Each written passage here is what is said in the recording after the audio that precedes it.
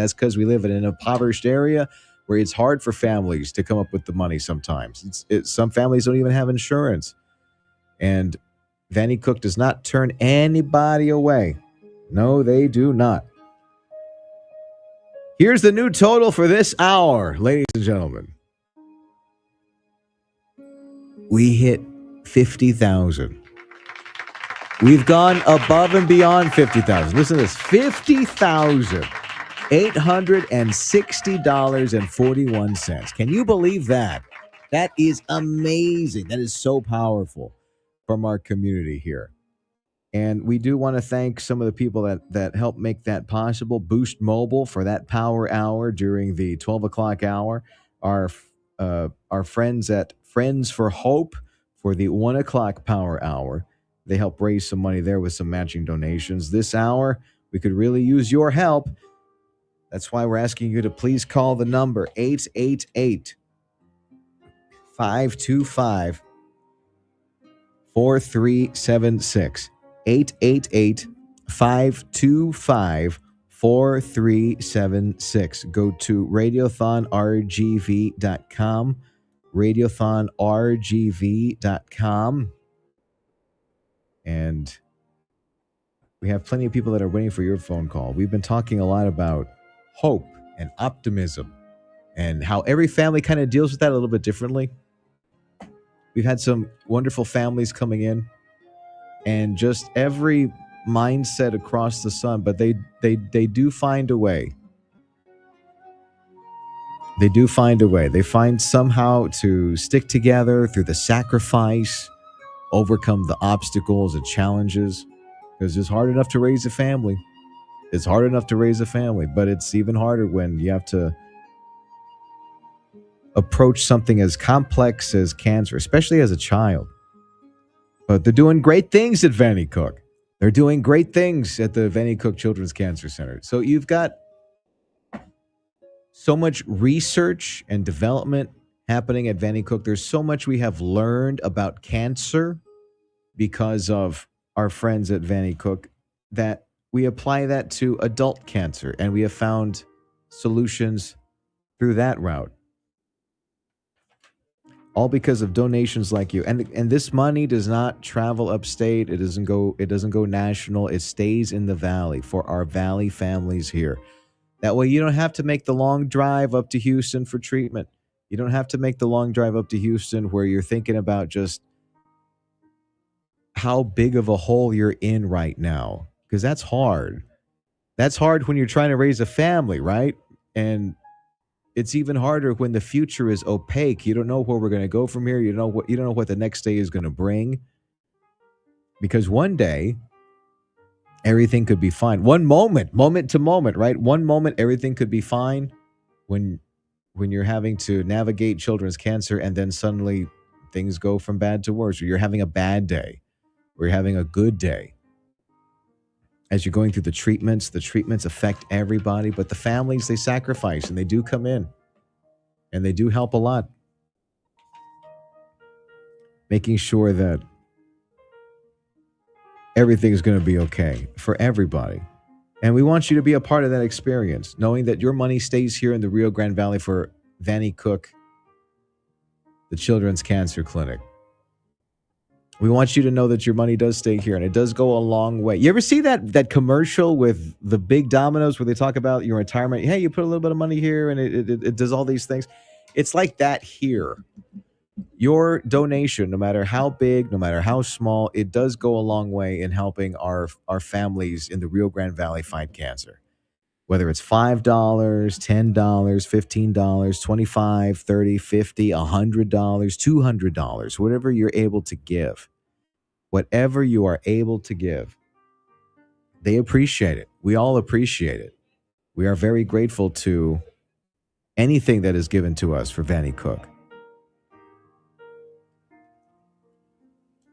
Because all year long, this is one of the flagship ways of raising money for Vannie Cook is this RadioThon.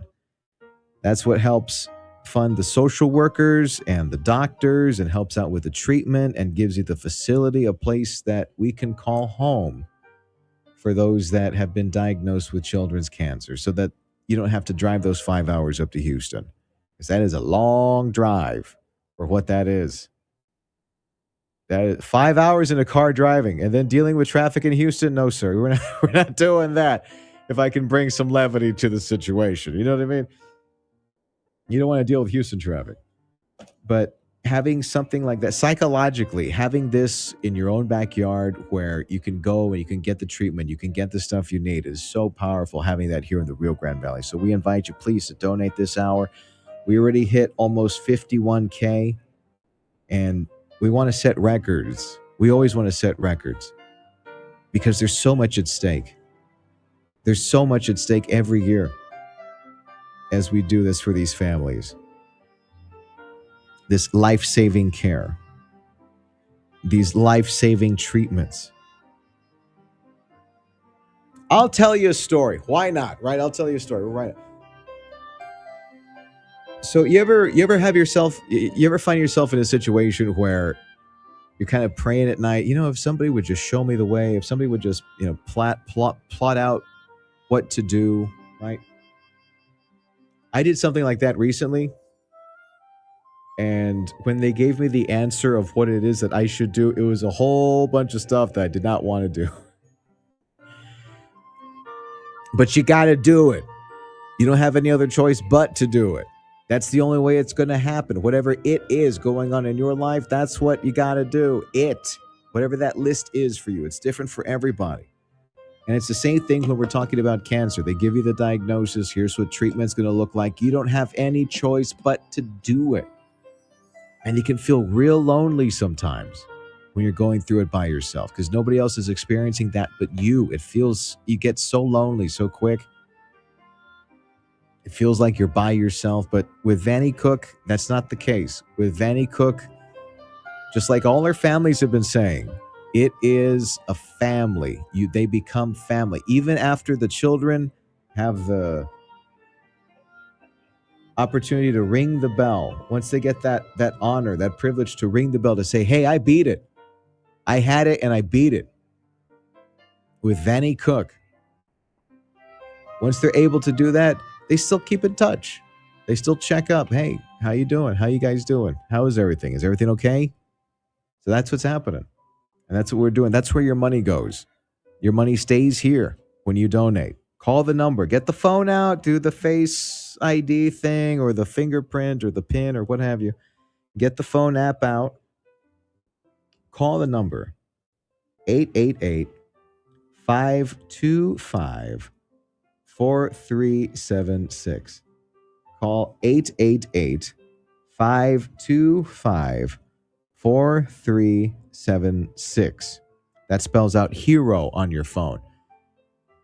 888-525-4376. Go to RadioThonRGV.com. RadioThonRGV.com. With your generous donation. We've already hit $50,000. 50,000. Here's the exact number. Sorry. $50,860.41 because of your generous donation. That's a lot of cancer fighting power. We could use a lot more of it because we know it's out there. We know the generosity is out there. We've seen this before. We are hoping some big donations. We are hoping.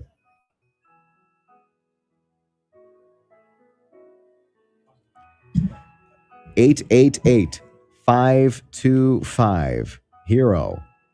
888-525-4376. Go to RadioThonRGV.com. RadioThonRGV.com. This is the Vannie E. Cook Children's Cancer Clinic Radiothon on 710 KURV.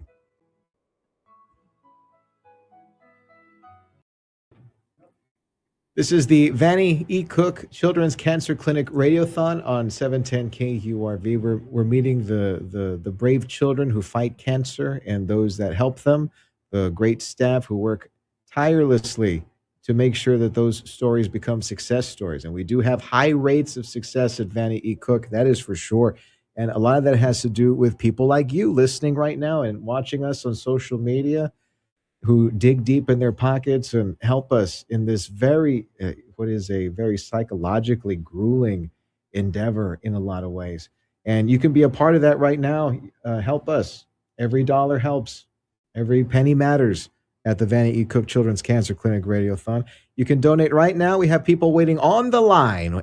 All you got to do is call 1-888-525-HERO. 1-888-525-HERO. Or you can go to radiothonrgv.com, radiothonrgv.com.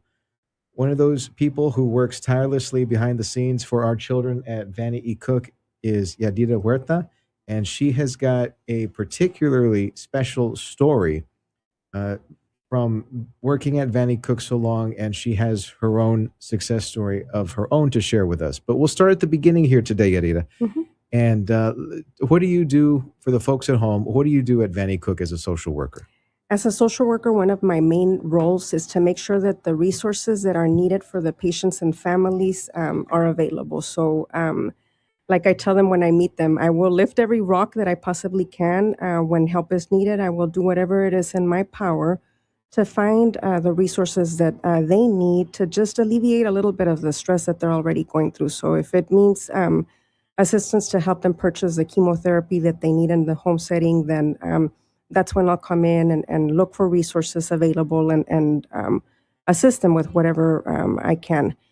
We also do events. Some of my favorite things is events for children. For example, childhood cancer awareness celebrations. We do a carnival in the parking lot where we get to see the children be children. I mean, like they're having fun. They're motivating each other, and as adults, I mean, the people that are putting together this event, I mean, it's also an inspiration for us to continue the mission of being there for them. And unfortunately, my saddest part of the job also is when we don't have the success story, and when we need to find assistance also for when a patient is not doing well, and now the parent is facing the need to plan a funeral, a burial, cremation for their child. So no day looks the same for me. It's always going to be very different, but I love my job. I love what I do. I've been there almost 15 years now. So Wow. It's been a journey of love for me. 15 years, and you have been with these families just about every single step of the way, as you've been illustrating for us. Yes, actually, I used to work with the two doctors for 6.5 years before I even joined the Vannie Cook Clinic in a hospital as well. So I've known them, worked with them for 21 years now, but they're at the clinic almost 15. Mm-hmm. When a family normally comes to you for help as a social worker, what is the what is the way that what is the workflow for that? What kind of needs do they initially come? What are the first thing they ask for when they come to you? Well, picture yourself. I mean, being in a situation where you were a two-parent working family, and now all of a sudden you have a toddler that is going to be needing you to be there for hospitalizations, needing you to be there at home when they no longer can go to daycare, etc. So they've lost now one income, and that is a challenge for the families. Now picture a family that it's a parent home where it's a single mom having to do it all. I mean, so the challenges are very real. I mean, my situation can be very different. I mean, one day can be very simple as, hey, you know what? Like we just had an unexpected expense happen. There was something that broke at home, and now we're behind on our mortgage. Okay.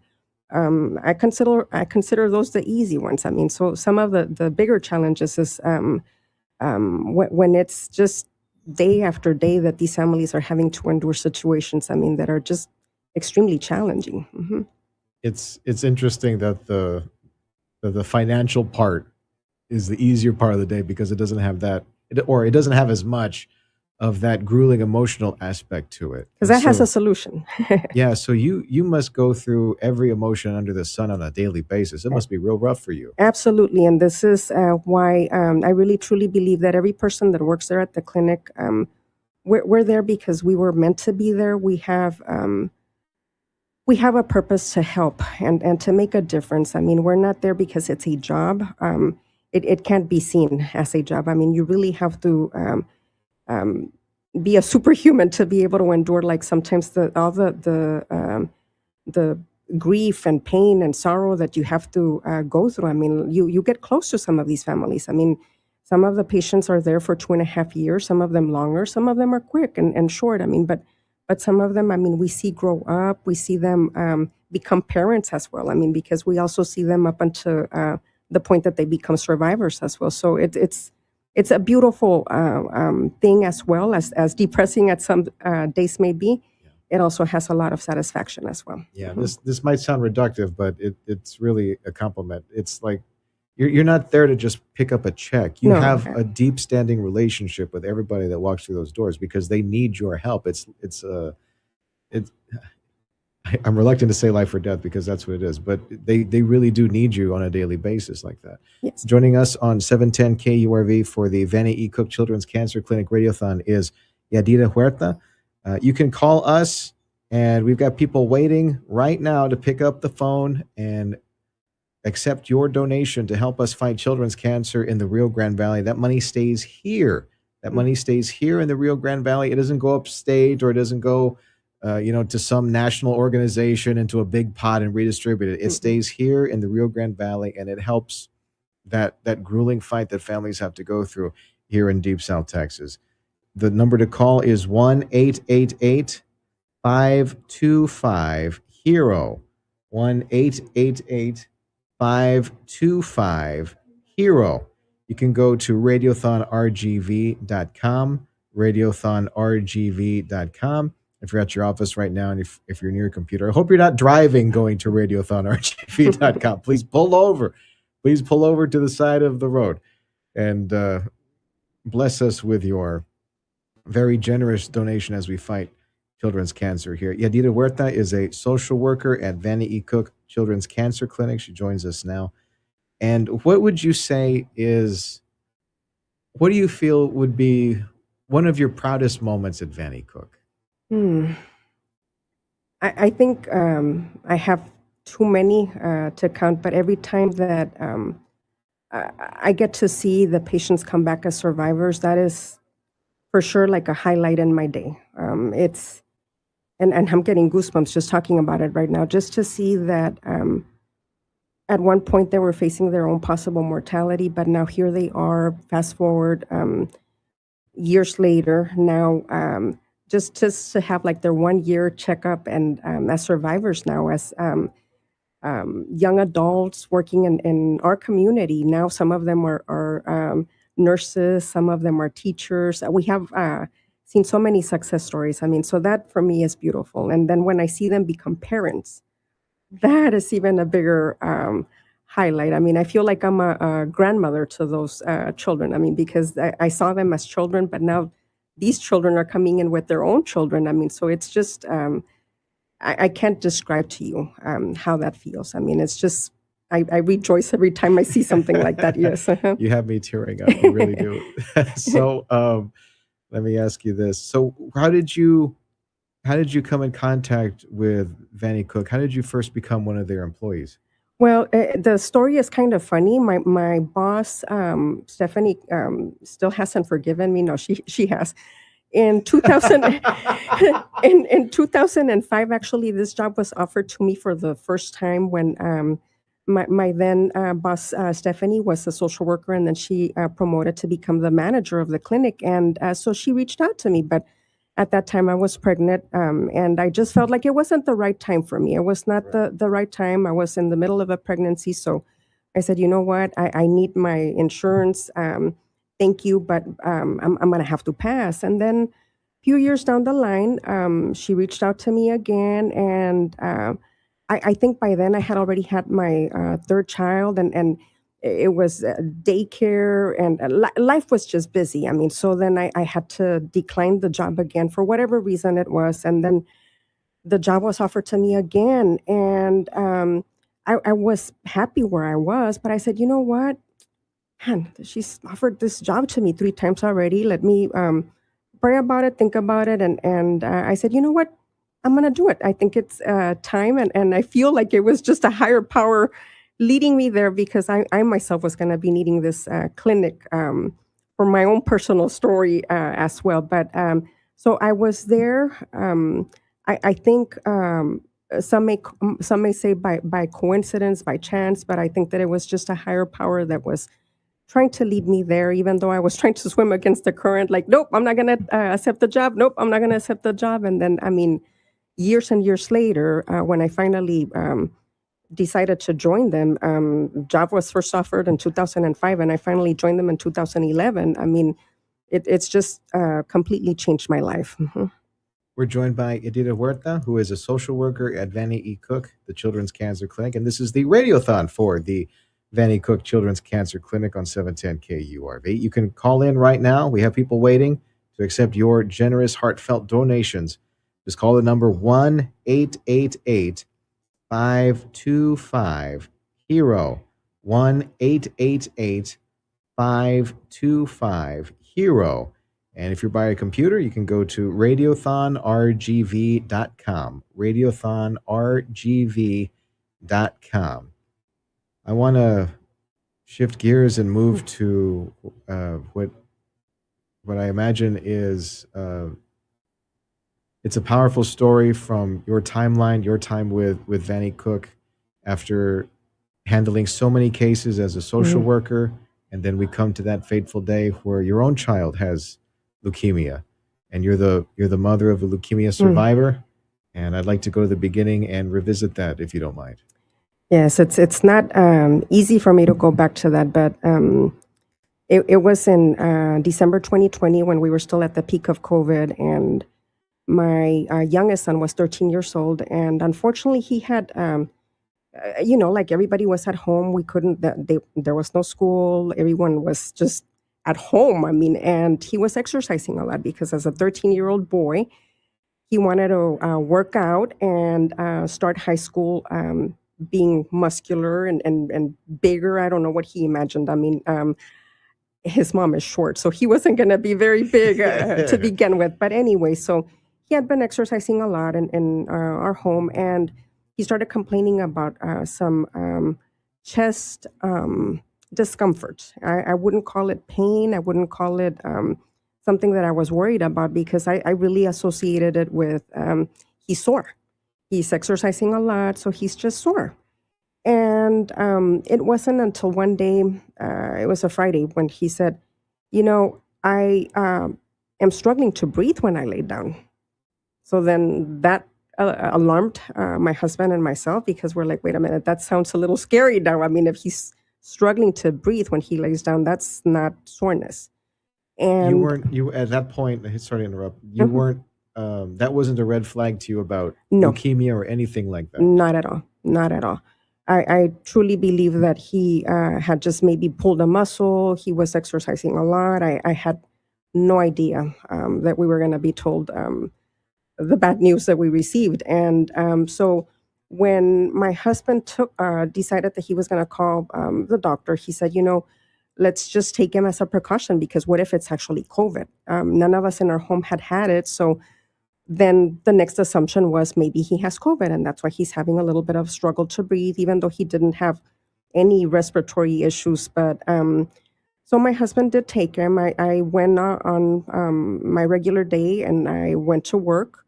And then at about at about 3 p.m., my husband calls me while I'm at work, and he says, hey, they're referring Diego to see Dr. Araña. Even then, I still didn't think anything of it. I figured, like, okay, they probably drew blood and he's probably anemic. I mean, maybe he's not eating the right nutrition that he needs. And then I told my husband, it's like, well, Dr. Araña is actually here in the clinic. If you want, I can go check with him to see if when he can squeeze him in to be seen. And My husband says, no, you don't understand, Yadira. They're sending Diego to see Dr. Araña in the hospital right now. They drew his blood. His white blood count is 67,000, and they did a chest X-ray, and they found a mass in his chest. As soon as he said that, my office, the wall started spinning. I just felt like I was going to pass out because that was not normal, right? And I've seen those two symptoms: the elevated white blood count and the mass on the chest, and I figured that was bad news, but I didn't want to think about it. So then at that time, I did start crying, and I started heading toward Dr. Eraña, and two of the nurses actually were restocking supplies, and they saw me, and they're like, what's wrong? What's wrong? Because they saw that I was on the phone and crying. And then I told my coworker, Jill, I don't know. My husband says that Diego has to see Dr. Eraña, and I'm going to ask Dr. Araña why. And so she takes the phone from me, talks to my husband, and she knew what it meant. I mean, she immediately knew what it meant. And when we walk into Dr. Araña's office, well, he kind of hushed us because he was on the phone with a doctor, and he's on the phone with a doctor holding his cell phone at the same time, and he sees three employees walking in, and he's telling us, like, hold on, I'm busy, guys. But then he looks at his phone and he looks at my face, and the x-ray he was seeing on his phone was actually my son's x-ray that they had sent him. So that's how I found out. My son was rushed to the hospital immediately. You're listening to 710 KURV. This is the Vannie Cook Children's Cancer Clinic Radiothon. And we want to thank everybody for their very generous donations so far. It's going so far in helping fight children's cancer in the Rio Grande Valley and make sure that you can stay, the families can stay here and not have to drive for treatments. Vannie Cook is such a large reason why that's possible, along with all the research and what have you. We want you to call in right now with your generous donation, 888-525-HERO, 888-525-4376. You can go to radiothonrgv.com, radiothonrgv.com, as we meet the families, the mighty and powerful families that are fighting children's cancer right now. We're speaking with Zadie Martinez, and we're with Veronica, who is the mom, and we're talking about leukemia right now. So first off, Zadie, how old are you? Is the microphone on, Joe? I don't hear it. Let's try it again. How old are you? 7 years old. 7 years old. Okay. And you have leukemia. I'm going to ask mom some questions, okay? Well, first, tell me what you're into. What do you like to do? I like to color and sing. Like to color and sing. What do you like to sing? Moana and I forgot the other one, but I like singing Moana and Frozen? Is Frozen big? Frozen still big? Yeah. Mm. No, yes or no? Okay. All right. So you like the Disney songs? The Disney songs. Okay. Yes. Good. What do you like to do aside from sing? It says here that you're into fashion and shoes. What kind of shoes do you like? Pandas. Pandas? I've never heard of that. Joe, have you heard of pandas? That's crazy. They're Nikes. They're Dunks. The black and white ones. Really? Yeah. Oh, the most basic Nike Dunk, the black and white one. So I just recently got into shoe culture. Oh. And so I'm wearing a pair of Jordans, but I just bought them because they're shiny. Nice. They're great. and also, more importantly, they were on sale. So we love a good sale. So I have no idea about shoe culture. All right, let's go back here for a second. Veronica, I'm gonna ask you some questions about how this story began. Is that okay to talk about? Yeah. Yeah? Mm-hmm. Okay, so let's go back. When was Zadie diagnosed with leukemia? Zadie was diagnosed August, I believe, 23rd of 2024. is when it started. We took her to she wasn't feeling good at school. Took her to her pediatrician in Bronzeville, Dr. Ali. And he pretty much did blood work, and they're like, no, we suspect this. We suspect a type of cancer. Didn't specify because he was just looking at her levels, her blood counts and stuff. So he told us to go to Driscoll in Edinburgh, rushed her there, met Dr. Bernini. By Monday, because it was a Friday, so by Monday we had a positive leukemia diagnosis. So it took us, thankfully, because I've heard some other stories, it only took us, I believe, like 3 days, 3 or 4 days to get the positive diagnosis for the leukemia, for the ALL in her case. And then, oh, sorry. And then, yeah, pretty much start treatment from there. She was in the hospital for, I want to say like a good week or 2 weeks. And then she got out, and that's when we started with Vannie Cook. I ask because everybody does it differently, but when you're going through that uncertain period, we don't know what it is, we're taking the tests, and like you said, this was a 3-day period. What are you thinking about during that time? What did I do wrong? Really? Why is that? I have lupus. So when I was pregnant with her, there was a lot of complications. I lived in hospitals, in and out of hospitals all the time. And from Bronzeville to McAllen to Edinburgh, I lived in hospitals. So she had liquid in half of her heart, a collapsed lung, and the blood flow to her brain was too fast. So when she was born, miraculously, she's my miracle baby, there was nothing wrong with her. She was born, I believe, a month and a half early. She was a premature baby. Normal, perfectly normal. They took the oxygen off of her by the third day. They were supposed to keep her for a month and a half. And by the fifth day, they called me and they're like, come get your kid. She's good to go. So later on down the line, when she was diagnosed, I would blame myself. I was like, maybe it's because I'm sick. Maybe it's because of my lupus. Like, did I do something? Why? What happened? What went wrong? Did I give her something? I had a lot of self blame until, of course, the staff and Dr. Bernini, Dr. Aranya, the nurses were like, no, like this just happens. There's really nothing you did wrong. It just, unfortunately, it just happens. But there was a lot of self blame when I found out. You're listening to the Vannie Cook Radiothon on 710 KURV. We want to invite you to donate, and help the powerful families that we're listening to the stories of right now. 888-525-HERO. 888-525-HERO. That's 888-525-4376. Or go to radiothonrgv.com. radiothonrgv.com. We are speaking with Veronica and Zadie, and we're at the point in the story where you've gotten the diagnosis and you're kind of blaming yourself because of your lupus, but the doctor's telling you that's not what this is about. Mhm. And what are they telling you about treatment? How is this going to unfold for you? We had started, well, with first, because he knew that it was the leukemia, but we had to figure out if she was the different types. I believe it's like A type or B type. And he was explaining one's worse, one's harder to treat, the other one's easier to treat, but they're both treatable. Thankfully, she has the one that's easier to treat. So it was a lot.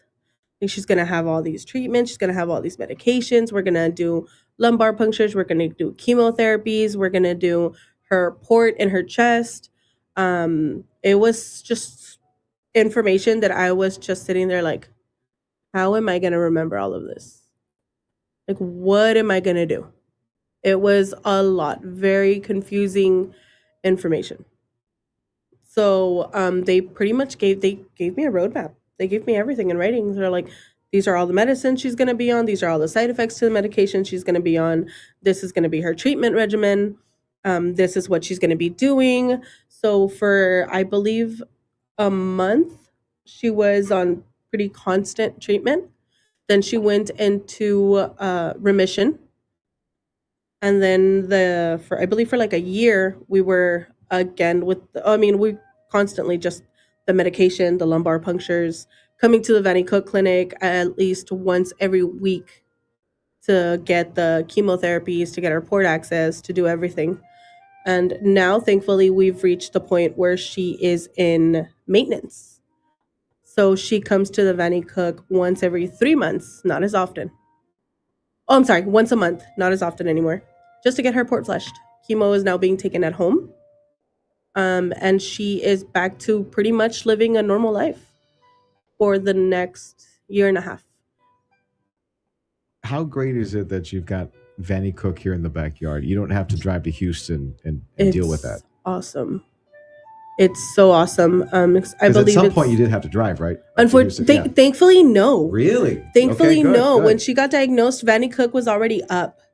So thankfully, I did not have to drive. I've heard the stories where parents have to drive to Houston or Corpus, but thankfully, no. Thankfully, Vannie Cook was already in the valley, so we didn't have to drive anywhere. It's right here. We just go straight to the clinic and then back home. How has the family come together after the lifestyle adjustments, right? How's the family been adapting to that? I believe it's brought us closer. It's brought in the family a lot closer. With her, she's one of like the favorites. And there's no doubting it. She is definitely a favorite. So when the family found out about her diagnosis and everything, it's definitely brought everybody together in unity. And do you need help for this? Do you need help for that? Do you need to go here? Do you need to go there? What's going on? For everything, it's brought in the family a lot closer. You're listening to the Vannie Cook Children's Cancer Clinic Radiothon on 710 KURV. And right now, we ask you to join in and help with the hope and the optimism for a lot of these families that side by side with Vannie Cook, they're able to fight children's cancer. You can be a part of that as well. We want you to be a part of that as well. Call the number 888-525-4376. 888-525-4376. Go to radiothonrgv.com. radiothonrgv.com. Somebody had tipped me off. So we always talk about how everybody comes together and we're kind of like a big family with Vannie Cook and the patients and the families that come in and out. And even after the fact, even after even after somebody has the privilege of ringing the bell, they still keep in contact with everybody. There is a special relationship, I was told, between Zadie and one of the nurses at Vannie Cook. Is that a story that you want to tell? What's the story with you and the nurse? What nurse is it? Let's see, what nurse is it? Gio? No. Who's always fighting with you over your shoes? Jaime. Jaime. So Jaime is fighting with you over shoes. Why is that? I have no idea he does this. He doesn't listen to you? Is that why? That's also another perk of having Vannie Cook and it being such a family, also like an extended family. She gets comfortable. She gets there, she takes off her shoes, she lays on the couch, she lounges around. Jaime comes and takes her shoes when she takes them off, and he will hide them. So then we're looking like crazy around the clinic for her shoes. Not the pandas. He hides the pandas? And how does that make you feel?